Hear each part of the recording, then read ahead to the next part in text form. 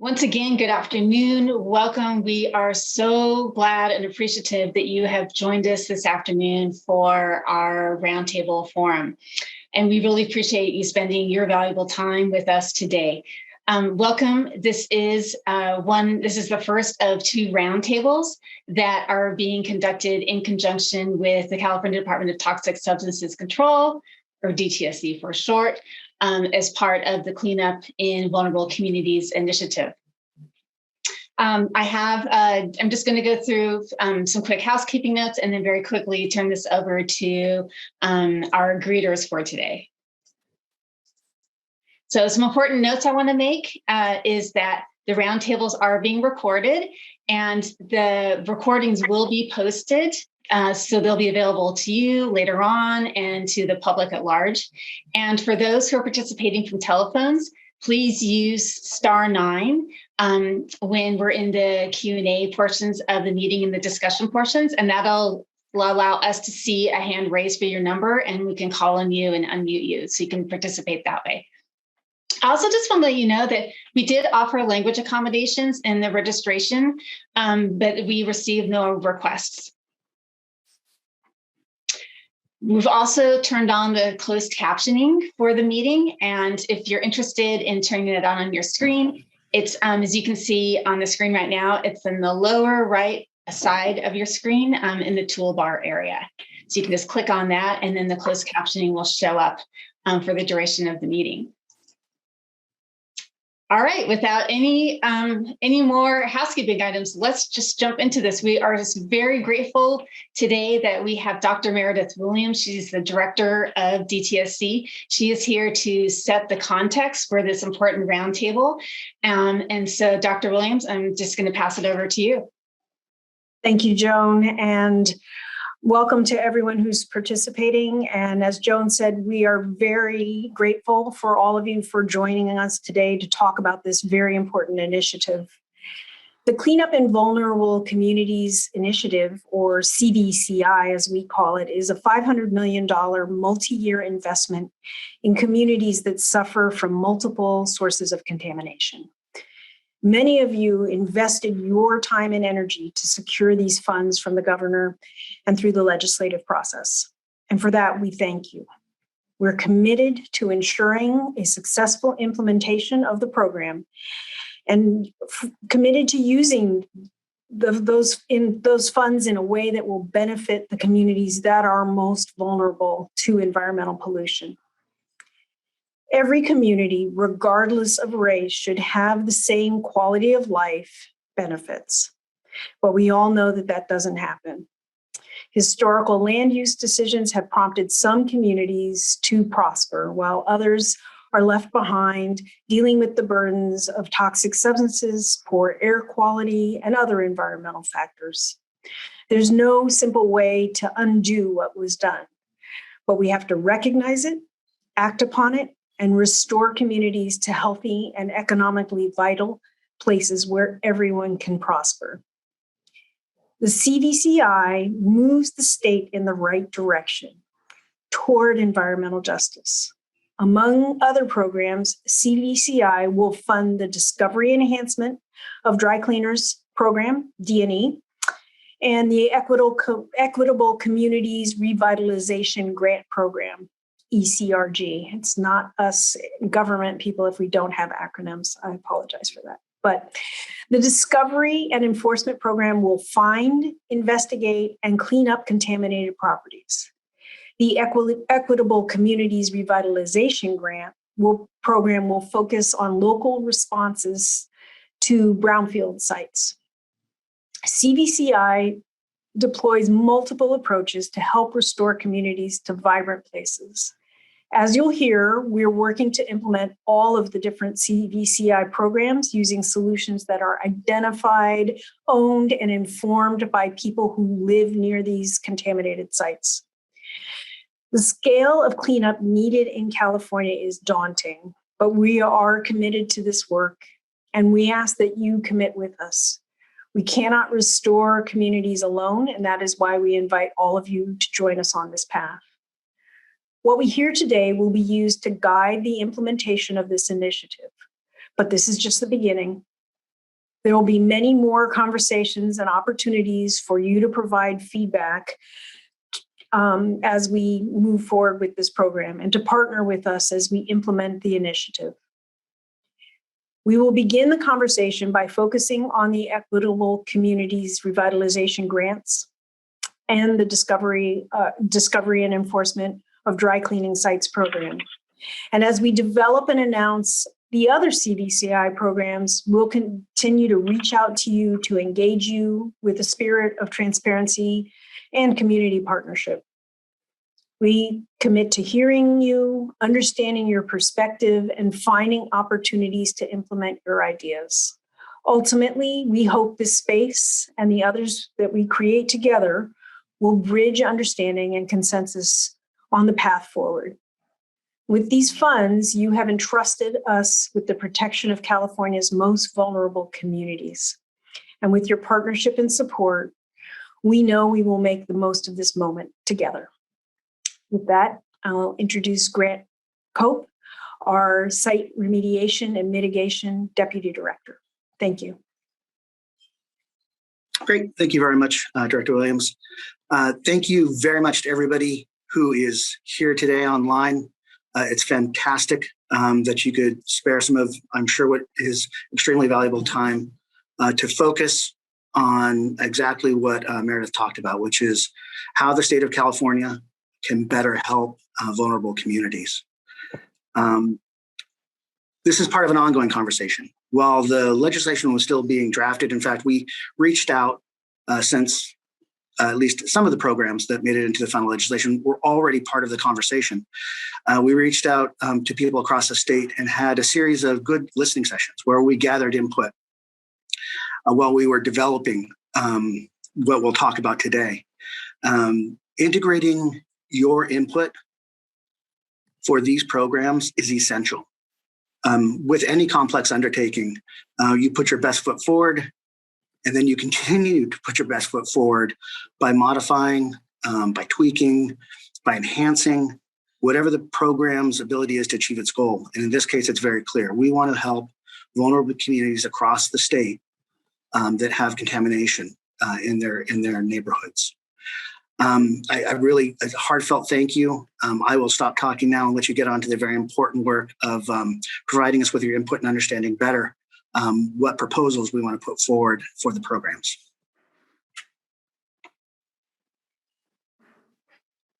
Dr. Williams and Grant, thank you so much for being here today again.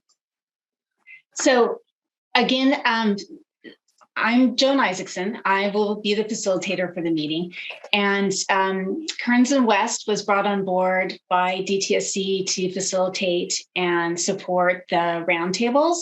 Kearns and West is a firm that focuses on public involvement, and we specialize in impartial facilitation. And what that means, importantly for all of you, is that we are advocates for a good process and supporting these kinds of conversations and supporting you, and we're impartial on outcomes.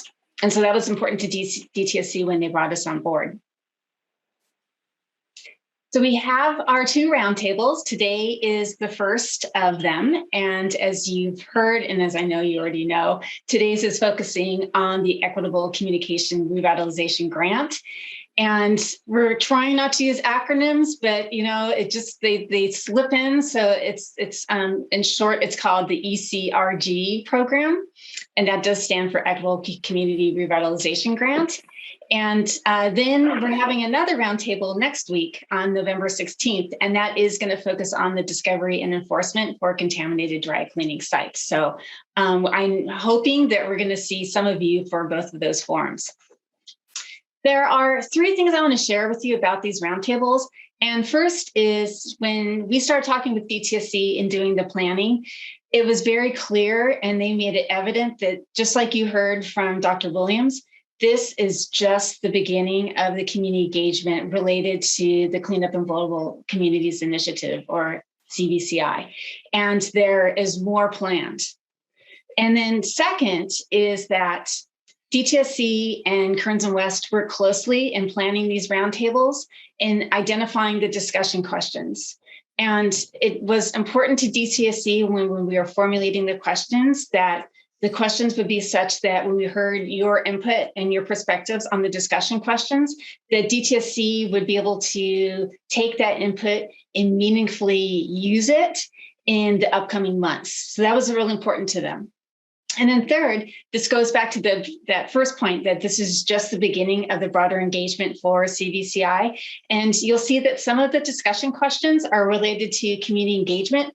You all are experts in community engagement. And so we're hoping that you can provide some input on effective strategies that DTSC should consider implementing as they continue on with that broader engagement.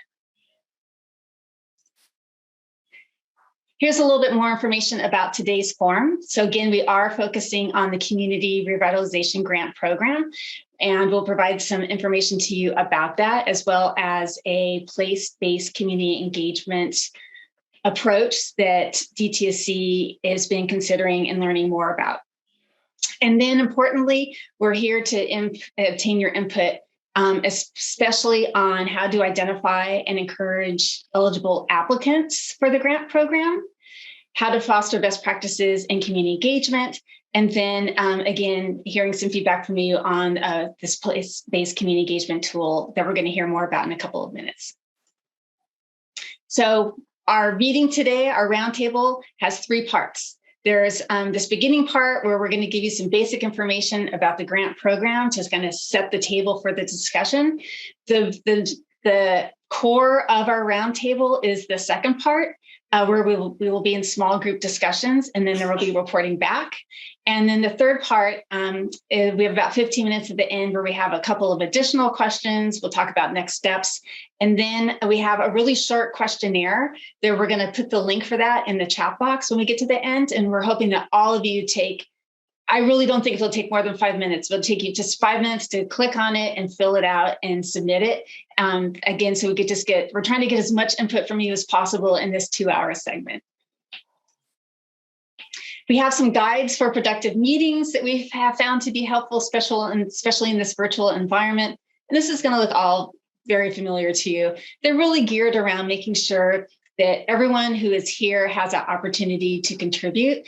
And we found that in virtual meetings, it's helpful to use the hand during the Q&A. And if you raise a hand and you want to join and verbally express your question, in that, especially when we're still as a group after the presentation, you can use your hand or type your question into the chat box. When we're in the breakout rooms, it's more of a conversation. So we're less use of the tools and then more just talking, I'm hoping, in the small groups. We also want to make sure that we're all committing to making sure that everyone has an equal opportunity to participate and contribute today, and we commit to that and support each other. And part of that is when providing input, raising a question, identifying ideas, stay concise and focused. So that helps make sure that others have time to participate. And actively listening is always helpful. And importantly, just enjoy this collaborative space. So, we're all especially you all, our stakeholders, your days are very full. So we hope you just take time to enjoy being here and connecting up with each other. Our phone participants, we have activated the function so that you can participate by hitting *9 on your keypad, and that'll put a hand up next to your line, and then we'll be able to call on you and you can join for the Q&A. And we have, when we get to the breakout rooms, we've thought about you and have a process where you'll be able to participate as well. Okay, so what I want to do before we jump into hearing more about the grant program is introductions. And we have too many in our meeting to do roundtable introductions. But I thought it would be helpful just to figure out some other way where we can get to just kind of know who's in the room a little bit and learn about each other. So and phone participants, again, you'll be able to participate in this by using the *9. And that's going to alert me to know that you have a contribution. So just keep that in mind, *9. And then you can, and then we'll give you instructions to hit *6 to unmute after I call on your name. So here's what we're going to do for introductions. Is on the count of 3, I'm going to have you type something into the chat box. And so I'm going to ask a question, and then I'm going to go 1, 2, 3, and then everyone's going to type their answer into the chat box. And so it'll just give us a quick reading and an understanding of who's with us today, and particularly the kind of important work that you're doing. So this is a question I'm going to have you put into the chat box when I count to 3. So we're going to do it all at once. But the question is, what priority are you working on this week? So we know all of you are involved in important work that's making positive impact in the world that we live in and in your communities. And so we want to know, what is that priority that you're working on this week? So here we go.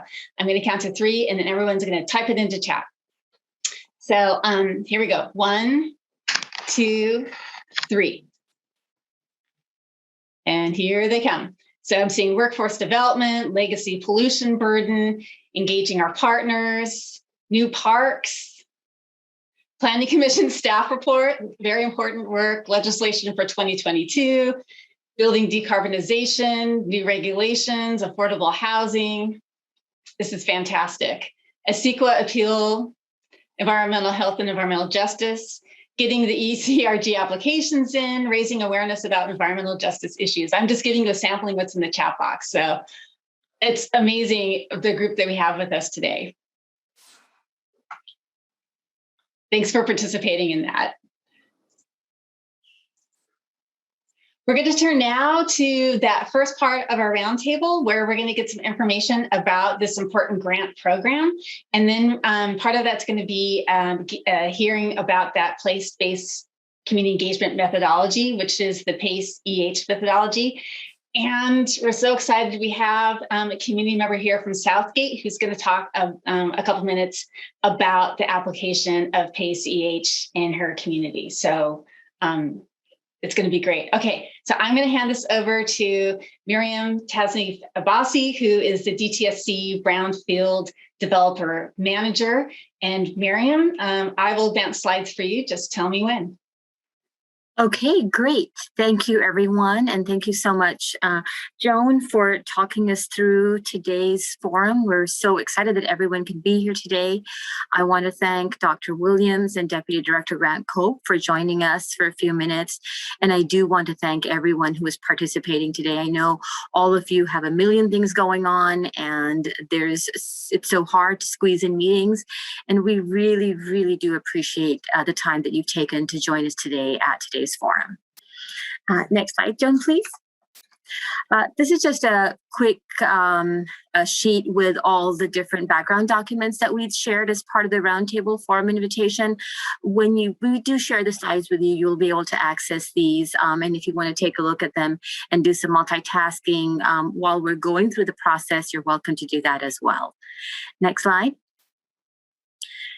So both Dr. Meredith and Deputy Director Grant Cope spoke about the Cleanup in Vulnerable Communities initiative. This chart that we have up here shows the different programs. Some are in working right now in development, some are early stages. They're all in kind of different places right now. The Equitable Community Revitalization Grant, and once again, I also apologize for acronyms, ECRG, is the one that I'm going to be talking about today, and that's going to be the focus of today's Roundtable Forum. But we also have the Discovery and Enforcement Program for dry cleaning sites, which is the roundtable for that is scheduled next week. And then we have several other grants that we're in the process of developing that are focused on workforce development and more on the community engagement and community benefit side of things. So we're really, really excited about all the different components of this wonderful initiative. Next slide. So, CDCI is all about prioritizing properties in vulnerable and disadvantaged communities. The Equitable Community Revitalization Grant is a grant program that's going to run over the next 4 years. It's designed to incentivize cleanup and investments in disadvantaged areas of California.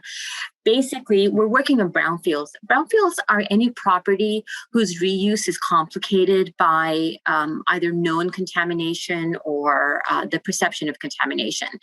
And oftentimes these brownfields are underutilized properties. They may create blight in a community, and they they contribute to the overall sort of unhealthiness of communities. And we know that investments in these properties, cleaning them up, reducing the environmental uncertainties are going to create healthier and more economically viable spaces for our communities. So the grants are available for local governments, nonprofits, and tribes to conduct 3 different types of grant-based activities: community-wide assessments, which are generally early-stage type investigations or assessments to understand how brownfields can be used within a certain area, site-specific environmental investigations, and site-specific environmental cleanups. Next slide, please, Joan. Thank you. So the eligible applicants that I just mentioned, they can request funds for properties that they either own or control.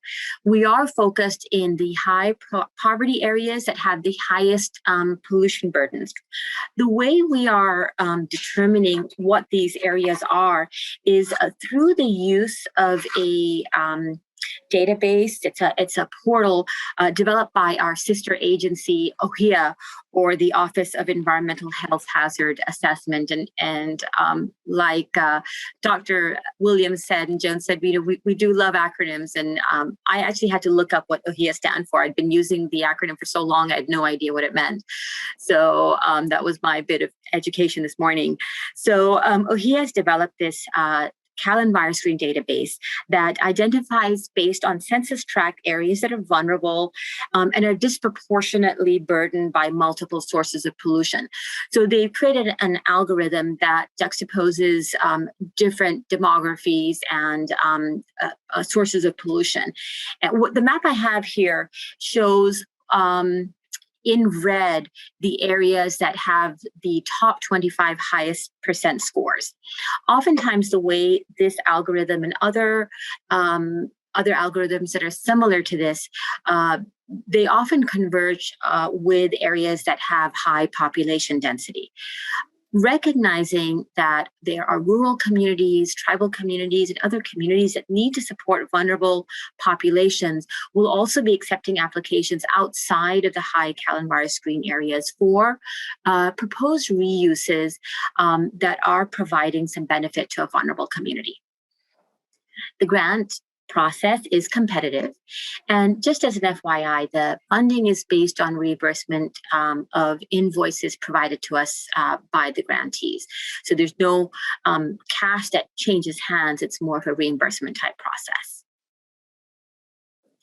And for anyone who's interested in the when we share our slides, I have more zoned in maps broken up into different areas of the state. So for the slides that we share with you, I'll go ahead and pop those maps in. And we have the link if you want to explore Cal EnviroScreen yourself and understand where your community lies. So I just didn't want to overburden you with a lot of maps this time, but I think I will include it in the slides that we share. Thanks, Joan. Sorry about kind of going back there. So we currently have an online application process. I'm particularly proud of all the work my team has done on developing this online application process. The idea of us working with vulnerable communities, vulnerable municipalities, cities, towns, is the recognition that oftentimes they are resource strapped and they may not have the capacity to bring on a grant writer and write applications that are really effectively able to tell their story. And I sometimes have seen they lose out of opportunities because of that. We kept that in mind when we developed this application. We tried to create an application that was simple enough that you didn't have to hire a grant writer to develop the application. We ask a series of questions. There are multiple choice questions where you can check a box, and short answers. And we hope that this will be easy for the applicants who are interested in applying. In addition to that, we've tried to make a lot of resources and information available to help guide the applicants at every step. We have some one-page summaries with quick information on it. We have a very detailed guideline that we've also tried to design as being really user-friendly. We retain the services of the Center for Creative Land Recycling as our Brownfields technical assistance provider, and their goal is to work with applicants to help them build good applications. They will be offering, and they have already offered, free webinars covering the application process and the scoring. They are providing opportunities for people to speak to them one-on-one to get very specific questions answered that may not be suitable for larger webinars. And they're conducting both in-person and virtual meetings, really trying to cast a wide net through CClear and their efforts in reaching these communities and helping them bring in their properties and brownfields to us. They will also provide some support for property reuse planning. I've said this in my other discussions on this topic. Cleanup without buildup, is not effective for the communities. It doesn't actually result in the revitalization of these spaces that we'd like to see. And so because we don't have the expertise on the planning end, CClear does, and we want them in their capacity to be able to support that side of the discussion as well. We're accepting pre-qualifying applications right now. The pre-qualifying applications are basically a short version of the application for us to understand what sites and what communities are interested in applying for these funds. Our goal is to use information from the pre-qualifying applications along with the feedback we get from this session, feedback that we've already received from other outreach that we've conducted, and the outreach that we're going to be conducting on an ongoing basis to inform the full application. And our goal is to build a better program. Our goal is to build a program that is usable, and it is going to really help us to rejuvenate and revitalize our communities in need. That's why I can't thank you all enough for being here today, because your feedback really is important to us and important to effective program building. We're hoping to get the full application out by January, and that's going to be kind of like a soft launch. We'll probably expect sort of other changes to happen based on the user experience, and we'll make our announcements for who received the grants by April. And around that same time, we'll also be able to make announcements on when the next rounds of applications will be accepted.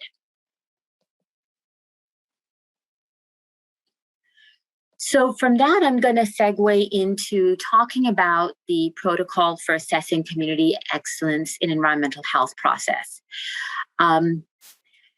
How do we plan to engage communities outside of the application process? Because the application and working with applicants and the applicant community and the community that supports the applicants, that is a little bit of a different space than engaging residents and people who are in a place that needs additional support. This process was developed by the CDC, the Center for Disease Control, who I know through this tough year of COVID, we've all become a lot more familiar with them than we ever were in the past.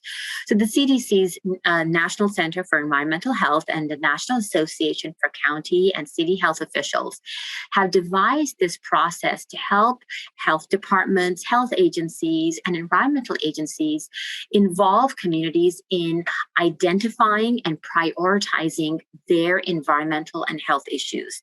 And the whole process is designed and focused on targeting populations who are the most vulnerable and most at risk, which is very much in alignment of the Cleanup in Vulnerable Communities Initiative and the Equitable Community Revitalization Grant.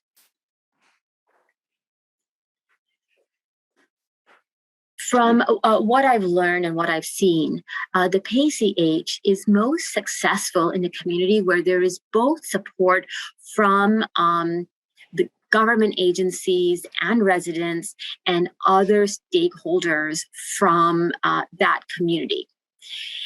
The biggest, I think, most important component of this process is the development of a working team known as the Community Environmental Health Assessment Team, abbreviated as CEHAT.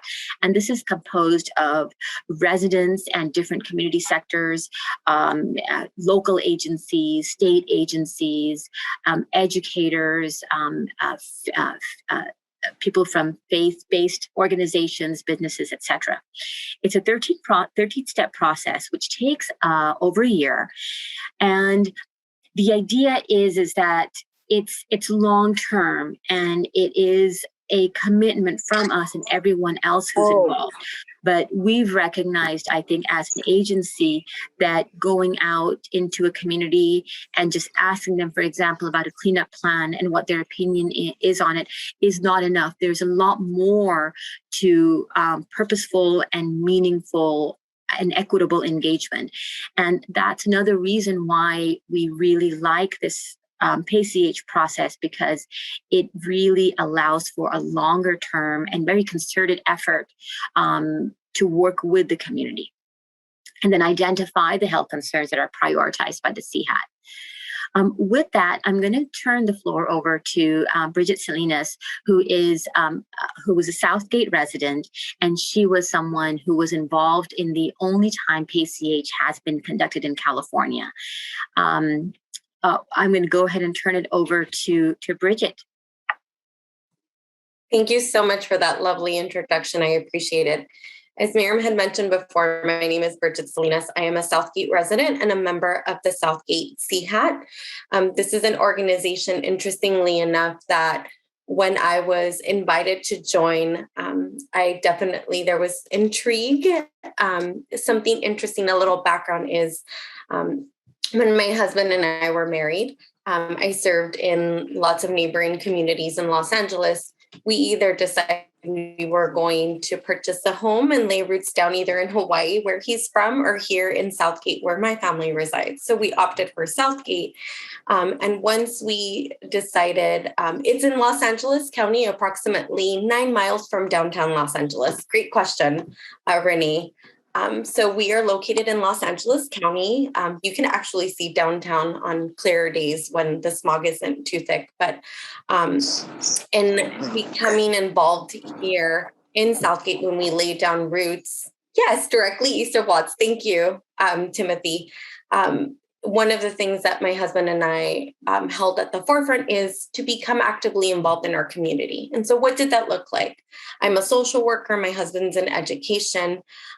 Through our interactions with several community members, as well as our community partners, we were invited by a colleague who works for the Los Angeles County Department of Public Health. And she said, hey, have you heard of the Southgate CHAT? So we were invited to come, and immediately we built a connection not only with the team, but we're really invested as stakeholders to improve the quality of life for not only ourselves and our families that are residing here in the city of Southgate, but also the community at large for current generations as well as future generations to come. It's been a very positive experience because my scope of work is social work and mental health. And so now I really became immersed in a new environment, right? Something that's typically outside of my scope, where I was able to roll up my sleeves and really raise awareness about social justice issues, and particularly in addressing social determinants of health. In particular, right, we're looking at environmental justice issues that are impacting my community. So overall, we continue to work on our action plan, which is to continue to raise awareness, continue to have stakeholder engagements. Some are older individuals in our community, whereas we also have younger generations like myself who consist of environmental scientists, social workers like myself, where we collaborate with community-based organizations as well as the city council in order to continue to move this project forward. So I thank you very much for this opportunity to raise awareness about the Southgate CHAT, as well as some of the work that we're doing as a result of PACH and being one of the privileged communities, the only one in California, to have this opportunity to speak. My community in particular, in becoming involved, I learned that there are 3 Superfund sites here in my city. Prior to becoming involved as a stakeholder, I had no idea. I had no idea what the policies were surrounding that, what the impact or what the implications were of being exposed to that, in addition to some of the other environmental factors, the limitations of certain green spaces. And so more than ever, we work collectively to continue to push forward this agenda to ensure that we work towards raising awareness and addressing and mitigating some of these social determinants of health, in particular, as I had mentioned before, environmental justice issues. So thank you again. Thank you so much, Bridget, for joining us. And I hope we can arrange something with you at a later date where we deep dive into PACE-CH. We would love to do that. Thank you so much. You're welcome. Joan, can we go to the next slide, please? Wonderful, thank you. With that, I want to share with you today that these are the questions we want to put into our discussion groups. We'd like to learn from you what is the best way to identify who could use the ECRG grant funds, and what can we do as an agency to encourage them to apply? The next question is, we are not a land use agency and we don't contribute to land use decisions, but we understand that when we provide the funding for the investigation, the cleanup, that is to do some sort of buildup. So when we're developing our scoring criteria, we would like to know from you, what indicators do you think we should be looking at to gauge community support for the reuse plans? It's something that we want to consider, and we do want to hear your thoughts in that regard. And the last question, after having me give you a very sort of brief overview of the PACE-CH process, but really understanding how it worked for Bridget when she was involved with the Southgate CHAT, I'd like to know what communities and cities you think would benefit from using this process. And so those are the 3 questions that can be part of our small group discussion. And I think with that, I'm going to hand this back over to Joan. Wonderful. Miriam, thank you. And Bridget, thank you also for taking the time to be here with us today. We do have some time set aside for Q&A. For those of you who have questions about the grant program or CVCI in general, we wanted to pause before we start focusing in on those specific discussion questions that Miriam just reviewed. And again, you can use the chat box or raise your hand, and I'll just develop a queue, and then I'll call on you, and then you can unmute. And for those on the phone, just remember you can hit *9 and that'll raise a hand, and that'll be your indicator to call on you as well. I was going through the chat box a moment ago, and I saw a question there that had been put in there a couple minutes ago, Miriam, about are there specific requirements in the grant program for community engagement?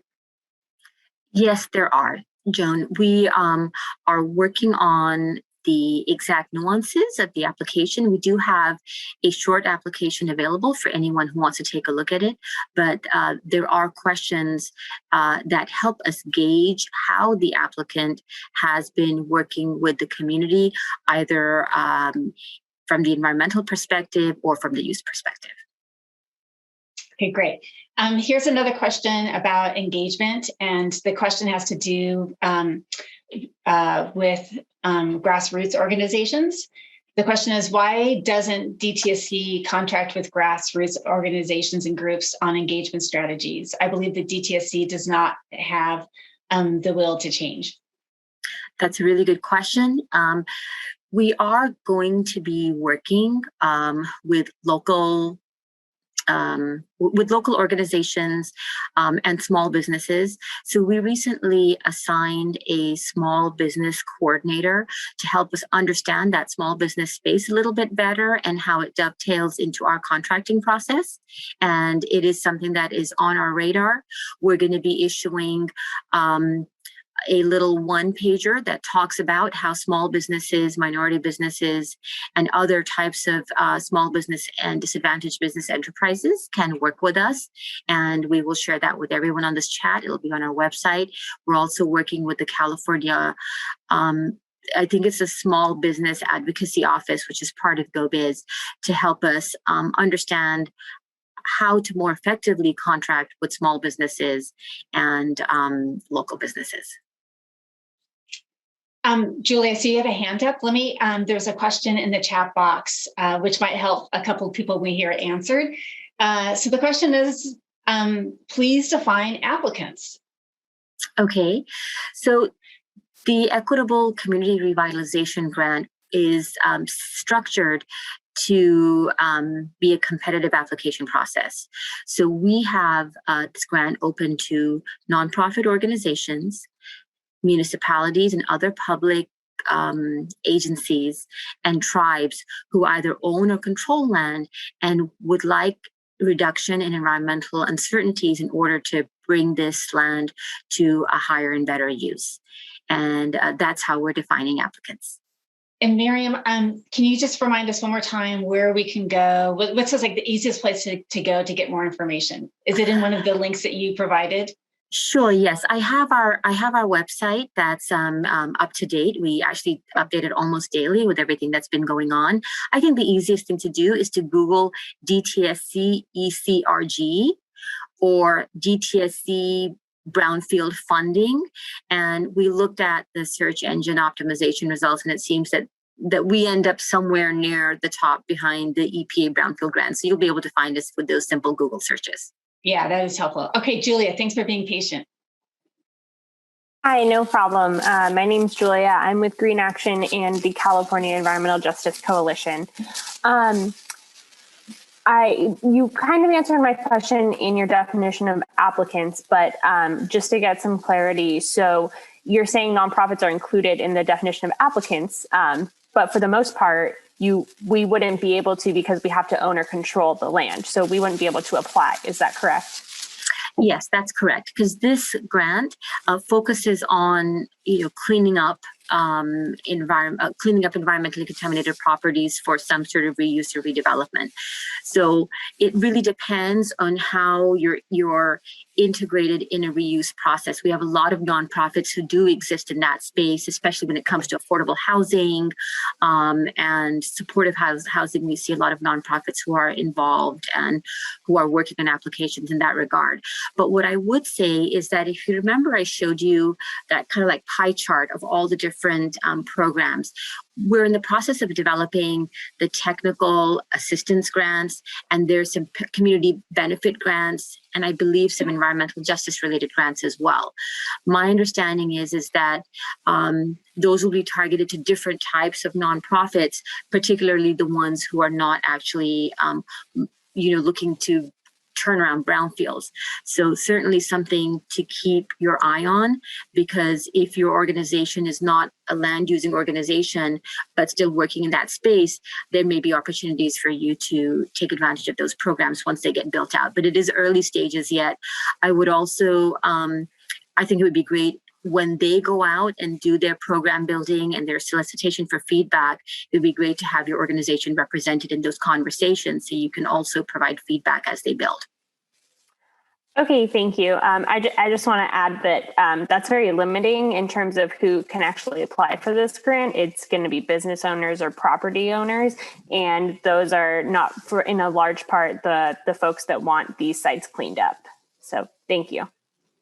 Understood. Thank you.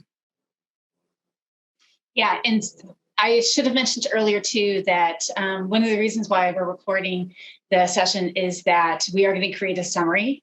And so we'll be documenting the input, not just the questions, but the comments too in our summary. So LaDonna, I know you have your hand up, but Timothy Watkins had a question in chat a couple minutes ago. So let me take his question, then I'll come to you if that's okay. And from Timothy, we've heard, why hasn't this kind of engagement been conducted prior to the prospect of funding? Is availability of funding causing this newfound interest?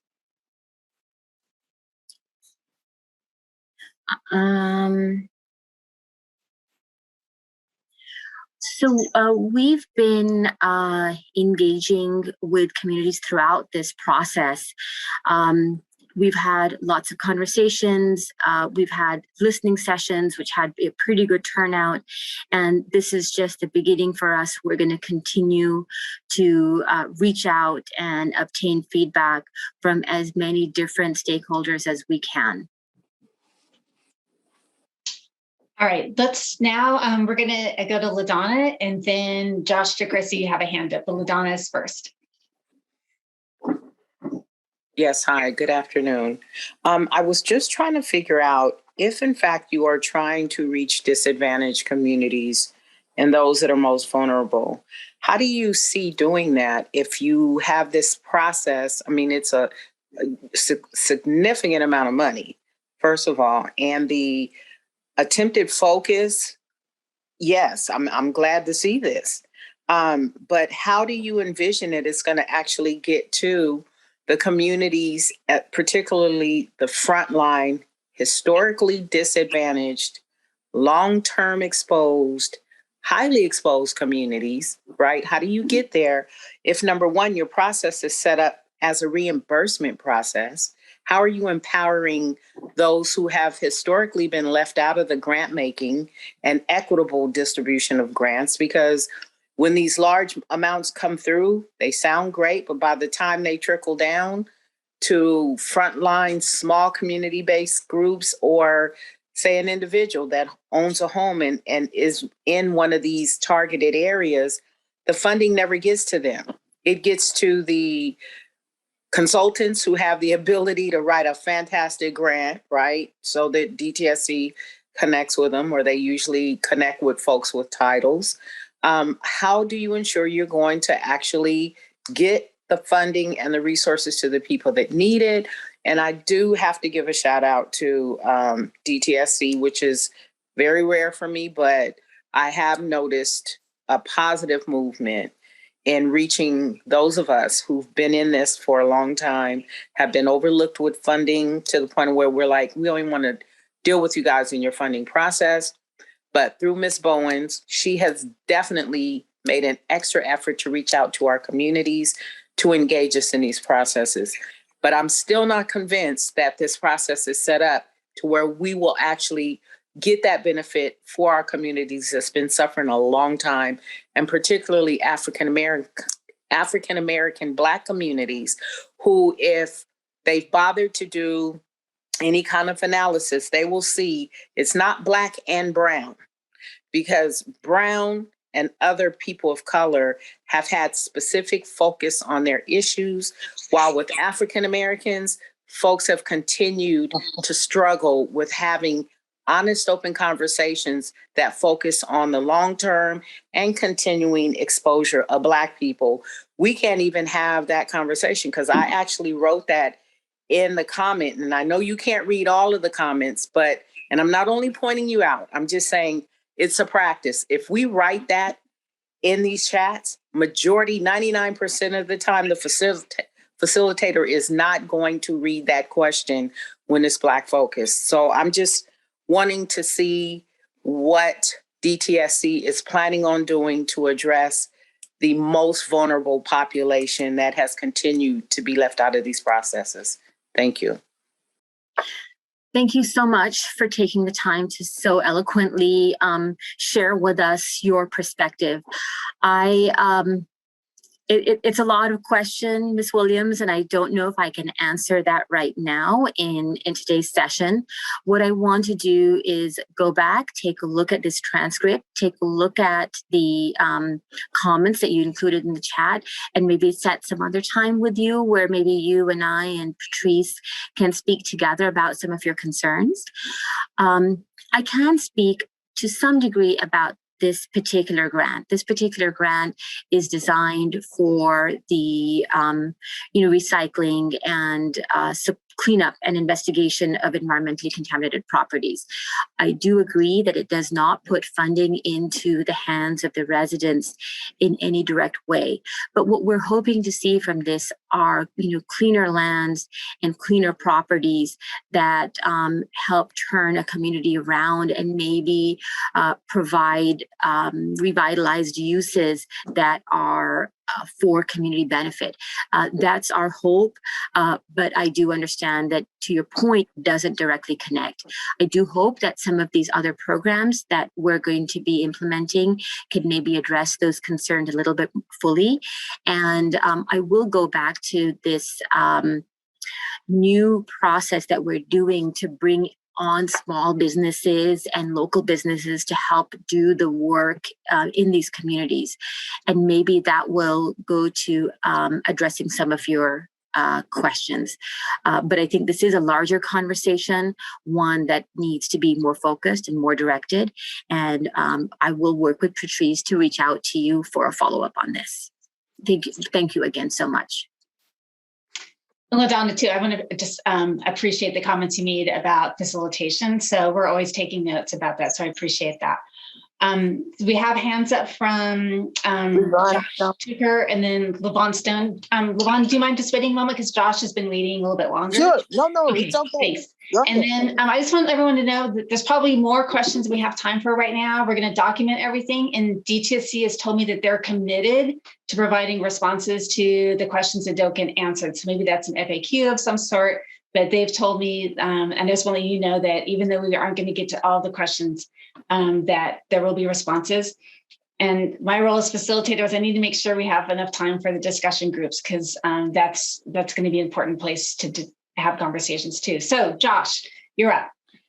Thank you very much. So my understanding, so the grants are for property owners or for properties that are under someone's control. So I'm wondering if you, can expand on what is meant by control. Is maybe where a local government seizes a property or has an enforcement order or something to that effect. And then secondly, could these grants be eligible for orphan properties or orphan sites where there is no ownership or where ownership is blurry? And that's basically my question. All right, thanks, Josh. If you can just be short with, or just concise with the responses, we can make sure we have time to get to Levon. So define control of property, and then what about orphan properties where there's no defined ownership? Yeah, Josh, I would say just Google DTSC ECRG and go to our guidelines. That will give you all of the answers that you're looking for. We kept ownership open. Some people are in escrow, they have access agreements. They've got some kind of development agreement in place. You wanted to just keep some open there. These particular sites are not for orphan sites. We have some other programs that are dealing with those. Great. Okay, Levon, thank you so much for being patient. It's your turn. Oh, you're on mute.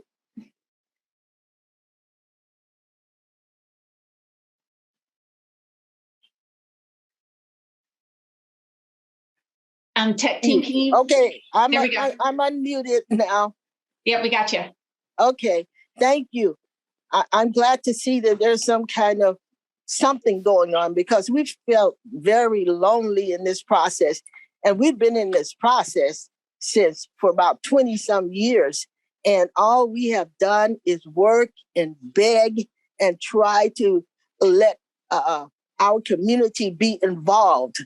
The Black community here has been put out of housing. They don't have jobs.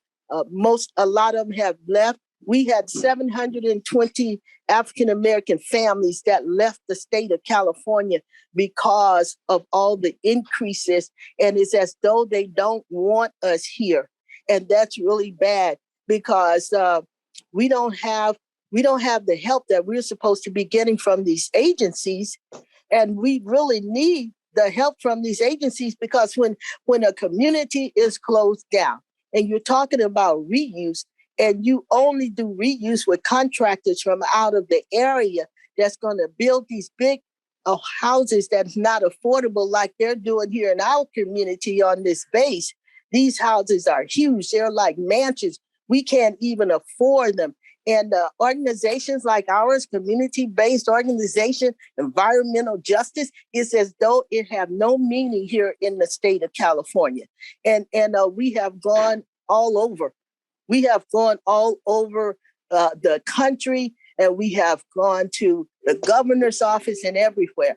And for our organization, we have never gotten any funding from the state of California, not even in the COVID time.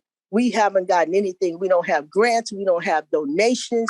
And we know why that is. It's because they don't want anybody to work with us and with our community because they fear that the information is going to really get out there about how badly we have been treated and how we are being treated. So I just sincerely hope that we are going to be counted, especially when it comes to funding, because we have never been counted in that. And we have done some outstanding work. We have a website, foejn.org. And thank you. I don't want to take up all the time saying the same things. And I just want to say it's got to be some sincerity here.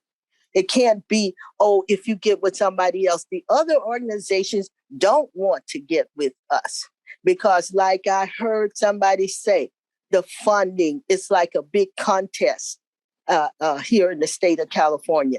And you're afraid you're not going to get any if somebody else gets some. But the organizations and the people who have continually gotten the funding, there is no reason for that. There is no reason to cut everybody else out who haven't gotten anything because you know those people and you think that they are the one that deserve the funds. That's not right. Well, Yvonne, I think your comments are really important, and this is all things the DTSC can consider. They're in the very beginning of this grant program and the other CVCI initiatives. So hearing these sorts of perspectives is going to be important input from them, so they can be thinking about how these dollars can really benefit and reach the communities that need them. So thanks for your input. I was just scanning the chat box. There's been some really good discussions and statements about concerns, questions about gentrification and dislocation. How does this grant relate potentially to housing elements and the RHNA numbers? What about contaminated military sites? And there was a comment or two about DTSC enforcement of laws that regulate hazardous materials. So we'll be documenting all of that. We're going to move on to our next portion of the roundtable, where we're getting to the real roundtable part of the roundtable. And let me just get my screen reconfigured again.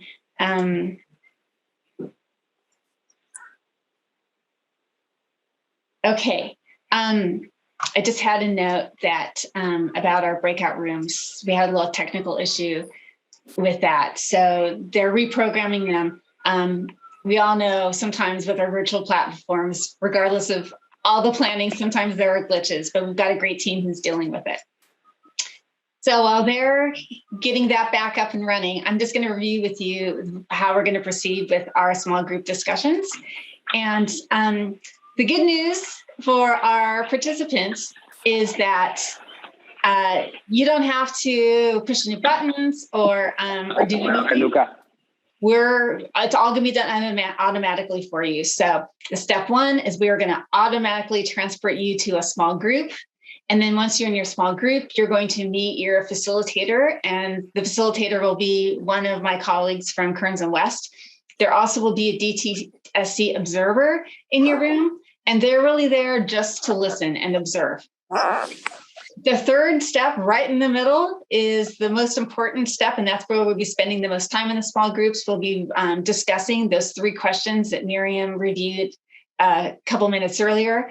And then before we wrap up the small groups, your facilitator is going to work with you on preparing for reporting back when we're back here as a large group.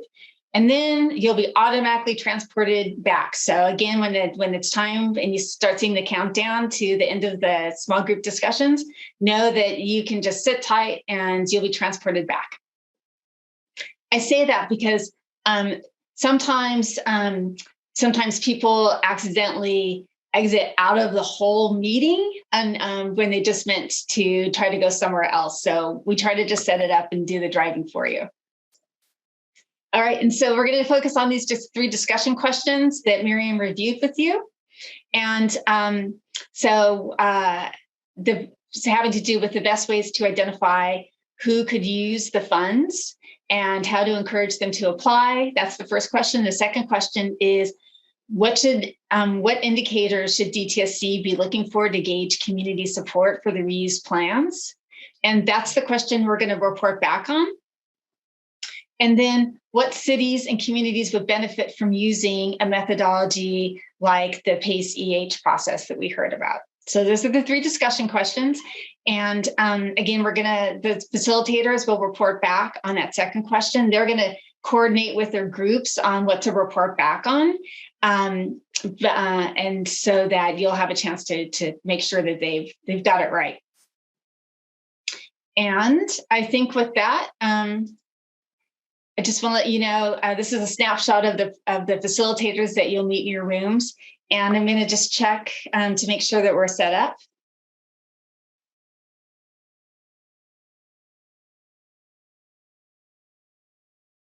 Okay. If someone could just give me a verbal on whether or not we're ready. Still hang tight, Joan. Okay.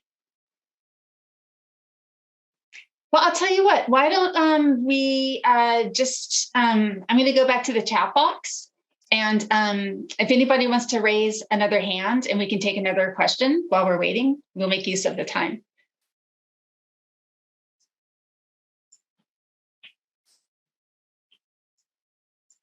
Okay, Gina Thornburg, I see you've got a hand up. Would you like to unmute and ask a question? Yes, hi everybody. So I'm the executive director of Coalition for Valley Neighborhoods, and I've been working on an issue in Warner Center. There's a site that's contaminated with PCE. So I'm just wondering how this grant applies to a community where they would prefer to stay in their housing, but they're living on top of contamination. It's not like they want their buildings to be redeveloped. They don't want a higher and better use for their buildings. They'd like to stay, but people are getting cancer. There's PCE underneath. And does this grant apply for that? So Gina, great question. And Miriam, if you want to jump in on that. So the question being, what about those community members, who are an established community and they're living on top of a contaminated site? How will that be considered? I know I'm thinking because I don't have the answer to that question. There's not an easy answer. This grant is focused on different types of sites. For existing sites, there's other types of funding that could be available. And without knowing the details of specifically what site it is, I've been a little bit at a disadvantage because I can't give a general answer to that. But if I could get a specific site address, I can look it up. I can see where it is, where it's located, who the regulators are who are involved, and maybe provide a more informed answer. Thank you. You're quite welcome. All right, it looks like I'm getting the message that we're ready. Can someone just give me a verbal that we can go to the small group discussions? Yes, I'm going to open the rooms now. Okay, great. Thanks, team. Thanks also to our participants for your patience with that. I hope your group discussions were as rich as the one that I got to listen in on. And we have just a little bit more to go through with our roundtable. And it's mainly focused around extracting more input from you while we have you.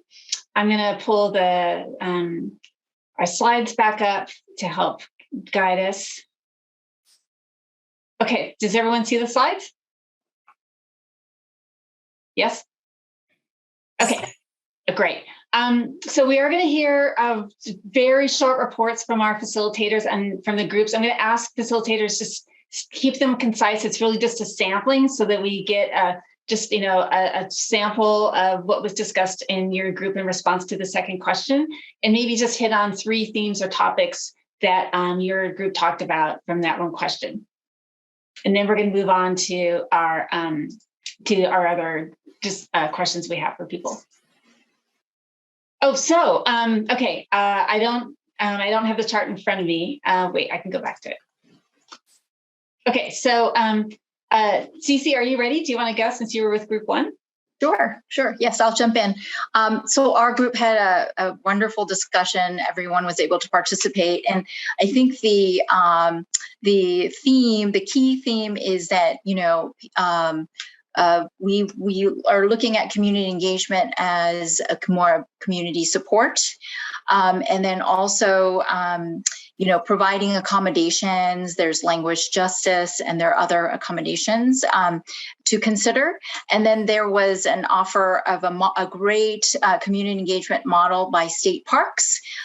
So just wanted to share that. Great. Thanks, Cece. And then we'll go to group 2, Angela.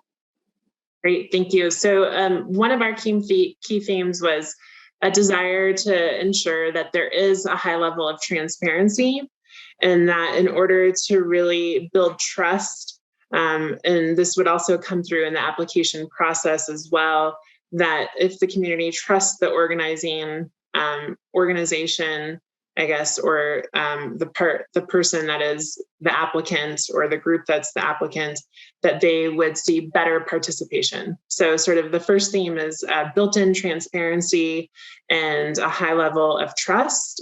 And then another theme that came up was sort of related, just talking about track record. So thinking through in the application process that if you do include or ask that some type of list or kind of examples of previous types of engagement, that would help ensure that they've done this before, or how they have done it before.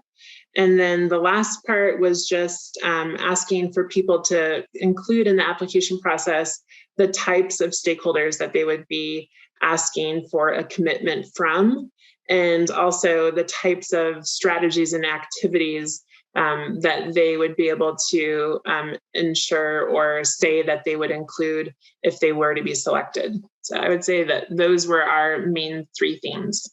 Great, thanks, Angela. And I'm going to put the question back on the screen just to give us a little bit of context. So Ben, do you want to report next? Yeah, thank you. And appreciation to group 3. Y'all were great. So I think the 3 themes that maybe I'd reflect back on, one is just a real dedication to focusing and starting within, right? So ensuring that the benefits, that the resources go, that are community centered, that the folks that are getting the grants are sustained in community. So they're there for the long term, and they've been engaged in community and part of community and of community. I think the second piece is really around shared power and shared resources. We talked very specifically about community benefit plans and community benefit agreements that ensure the value and distribution of resources and power stays in community and benefits community. And then the third piece that kind of ties to that and ties to a little bit what Angela was describing around trust is just demonstrated accountability for benefits promised and often unrealized. And so I think there was a real challenge both in the application, but also for DTSC to build in enforcement mechanisms that ensure that those promises, community benefit agreements, et cetera, are realized and supported into the future. All right, thanks, Ben, and thanks to your group. And we'll hear from Christian and then Ivana. Yeah, so for group 4, the 3 themes that came up, the first one was making sure that communities know about the impacts of development, and within that same vein, know, if they are supporting the project or not. There are concerns over displacement and gentrification. For the second theme that we found was that it's key for nonprofits to partner, especially or prioritize affordable housing developers. So making sure that we're aware of that. And then the third theme is that there is a prioritization for those nonprofits, that there's a bucket designated for funding to nonprofits that makes that type of funding a little bit more accessible for them. And Ivana. Great. Thank you, Christian. So for room 5, the 3 topics that were discussed were, for DTSC to look into the histories of the applicants themselves, the histories of the actual work that they have done over the course of the organization's time. I think that can speak for itself. It's demonstrated in the work that they've done in community.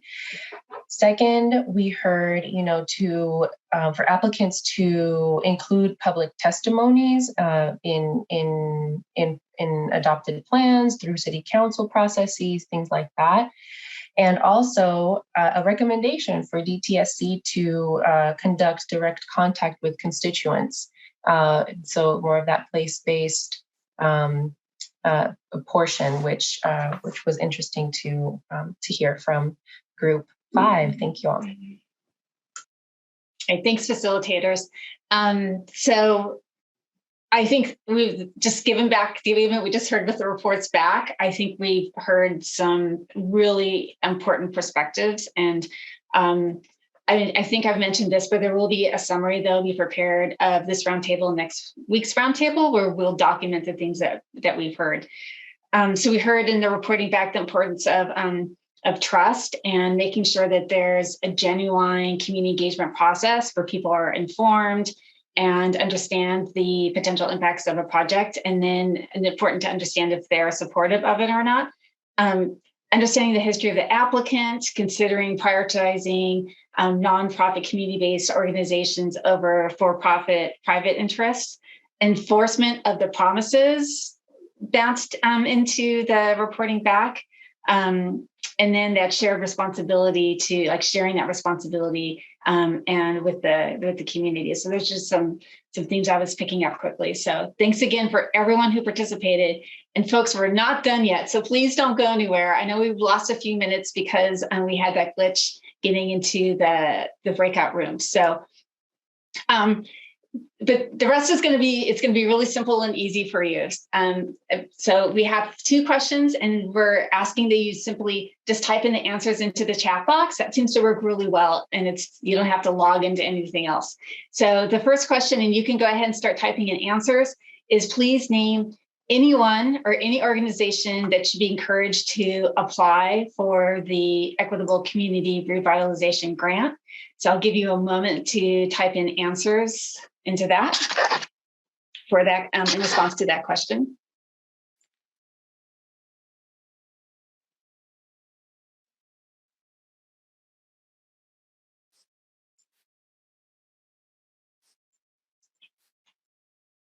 Okay, it looks like we've got 1 or 2 that's been typed in, so thanks for that. We'll go to our next one. Oops, I think I missed a question.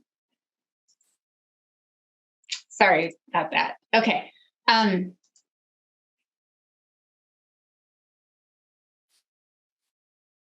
Okay, I think we'll go to our poll question next. So we're going to see a question that's going to pop up on the screen. And Jack or John, if you could launch that poll question.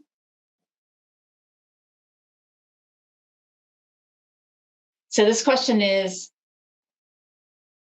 what types of reuse plans should the Equitable Community Revitalization Grant consider assigning higher scores to in the application process? And I know in our group, we had some discussion about this.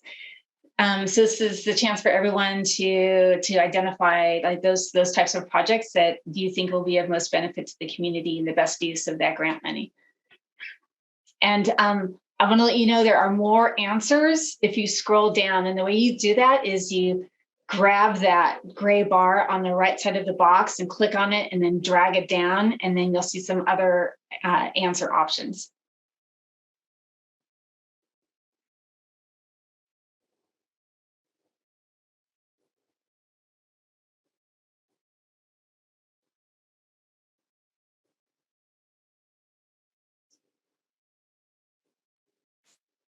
Looks like some more answers are still coming in.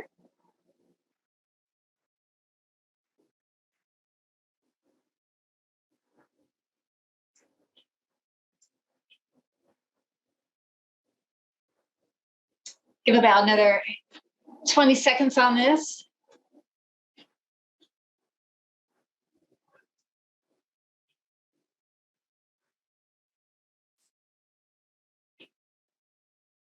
All right, if we can see the results in real time, asking our tech team for help with that. All right, so do you all see the results on your screen? And it looks like the affordable homes received some preference for the types of projects to be prioritized. Community centers that provide services to community members. Parks also received some responses from all of you, as well as healthcare. And then further down were retail and commercial and industrial uses.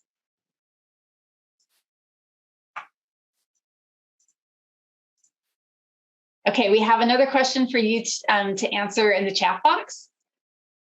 And the question is, it's on the screen here. With the information that you know about the Equitable Community Revitalization Grant, what value do you think the program will provide to your community? What value do you think the grant program will provide to your community?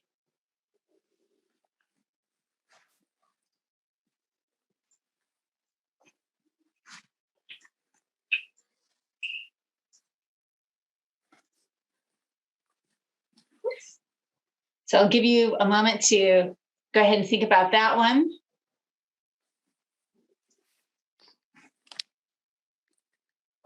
So someone said none. And, you know, that I think we've heard some of that sentiment in other conversations today, too. There's been some concern that the grant program won't have an impact. And that's really important insight for DTSC to be hearing for sure. Help to address needed cleanup efforts, extensive cleanup of disadvantaged communities, can't answer at this time. I don't see how to do this. Oh, Lavon, you just have to type your answer into the chat box. I'm trying to find the chat box. Okay, you know what? Tell me your answer and I'll put it in there for you. Okay, what was the question again? I'm sorry. It's on the screen right now. With the information that you now know about the grant program, what value will it provide to your community? So you could just, so we're gonna. It will provide, it will give us an opportunity to have some kind of equality into the process and let people know that you're dislocating community members for other people is valued more than the local community. I think that anything would help.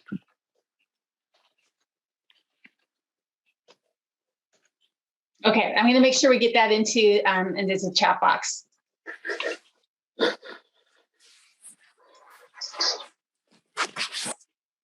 Mary? Okay, Miriam, if you want to go ahead and talk about the next steps for DTSC, but everyone don't go away yet because I'm going to, Miriam's done. We're going to give you a link to a really short questionnaire in the chat box. So you can just click on that. And what's really important about that is in the questionnaire, there's an open-ended question for you to provide input on whatever you want. So if there's something that hasn't come up yet today that you didn't get to talk about or share, put it in that last question in the questionnaire that we're going to give you a link to in just a minute. So Miriam, why don't you talk about the next steps? You could please. Sounds good. Thank you so much, Joan. I do want to thank everyone for your time and this wonderful comments and feedback that we received. I've heard so many good ideas and learned about so many concepts that I actually hadn't heard about before. So I am really, really excited about doing a deep dive into all of our notes and our poll questions so we can figure out what our next steps are going to be. We've got a bunch of steps that we have on our slides here. The bottom line is echoing Dr. Williams' sentiment that she expressed in the beginning of our meeting today. We are going to be finding opportunities to implement your feedback. That is the single most important thing for us to do. And we are going to find better and deeper ways to reach different stakeholders and different communities to see how we can improve our program building efforts. And the bottom line is that we do want to create public engagement mechanisms to allow for equitable engagement. We do want to obviously establish more collaborative partnerships to keep people involved and engaged on the overall Clean Up in Vulnerable Communities initiative. And the bottom line is that in order to contact people, we need to really have a robust contact database. So please help get others signed up. So when we send out announcements or calls for participation in different types of forums, we can reach as many people as possible. And so I think Joan's already kind of let you know that we've got some an additional questionnaire to get input on. And I think that brings me back to Joan, right, Joan? Yep. So we're going to put the link in the chat in just a moment, but I just have one more question. I know I keep saying this, but this is a really important question, and you can just type this into the chat box. So this is a question specifically for you as stakeholders. DTSC wants to know how you would like to be involved in the grant program moving forward. So how do you want to be involved? And I know that's a really big open-ended question, but whatever is coming to mind, just type it into the chat box if you could, please.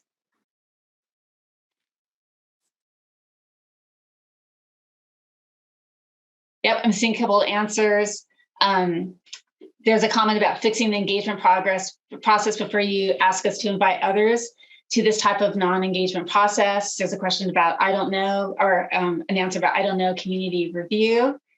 So again, how do you want to be involved in the grant program? The grant should be opened up to CBOs and grassroots groups and not developers. Circulate more information about the application criteria and scoring for community input. One stakeholder said, I want to be involved by running the process because DTSC doesn't know how to do this. So maybe stakeholders need to be providing that guidance to DTSC and really sharing their wealth of information. The couple of comments have been asked about the cap on the 50 for this event. It's because we wanted to keep it so that we could have small enough conversations in this virtual format. But please remember, this is just the beginning. There's going to be a lot more engagement that DTSC is planning for broader engagement. So, all right, I'm going to be respectful of your time. Let's put the link to the questionnaire in the chat box. And maybe just team, if you could put it in there and just to make sure that it keeps staying towards the bottom of the chat, because people, I hope, are going to keep providing more input. So it's easy for people to find. And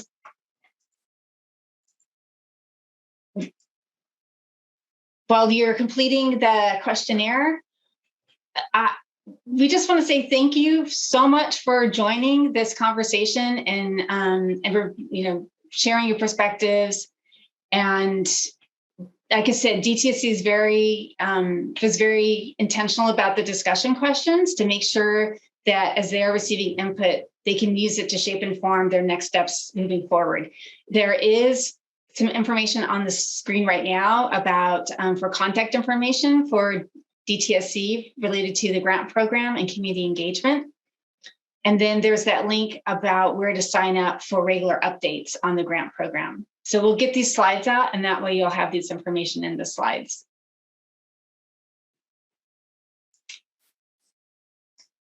So I hope you're all completing the questionnaire, and I think we'll stay on for a little while longer. Mina, thanks for putting the survey back into the chat box at the bottom so it's easy to find. And on behalf of Kernza West and our facilitation team, we all want to thank you very, very much. And have a wonderful afternoon.